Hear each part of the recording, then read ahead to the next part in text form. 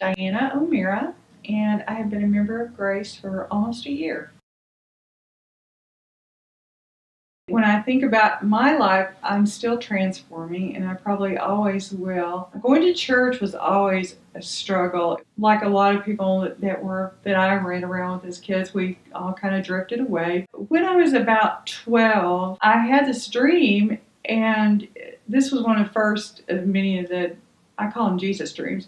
Jesus spoke. I was sleeping, and Jesus walked into my room, and he said, "I just want to let you know that you're going to be all right." Well, okay. So I felt pretty good about this. So God has always been there, but I think what during this class that we're taking now, talking about what on earth am I here for, I was really struggling reading the book and trying to grasp what Rick Warren is talking about. And then one of the last classes we talked about the difference is that many of us, the Presbyterian belief is that God comes to you. And I was like, well, it's like a light bulb went on. Well, of course he does, because that's what's been happening throughout my life. I still, even though Jesus told me I was going to be all right at the age of 12, I still was resistant, and I kind of went my own way. And so when I was 15, we'd moved to Kansas City. I wanted to make friends really quick, and I felt so uncomfortable there that the first thing I did was I started doing drugs with my friends. And I actually had an overdose. And I turned to my friend and I said, "You know what, this is bad." And it's kind of like, yeah, drugs are bad, but I didn't know. I just did it because that's what everybody was doing.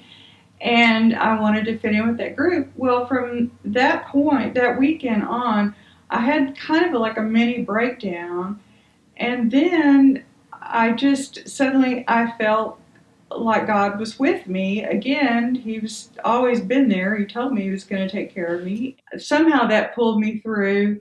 And from that point, we were called Jesus freaks. We did a lot of walking around and handing out tracts to people and telling them Jesus loved them, but I really didn't have any depth to my belief. And I really didn't get there until I was 17 or 18, but it was always like, I can't do this, I can't do that. And then honestly, in the last, like 3 years ago, and I'm 60 now, so it's taken me a while, all of a sudden I went, why are you telling yourself what you can't do? What can you do?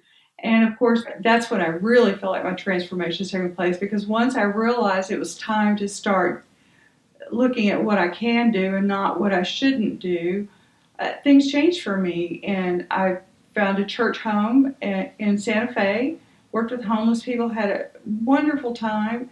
And when I moved back to Texas and moved back here to Plano, I said, I want to find a church that is like what I experienced in Santa Fe. I want a church family again, because I realized all these years that had been the biggest piece that was missing out of my life. And I came to Grace, and here I am.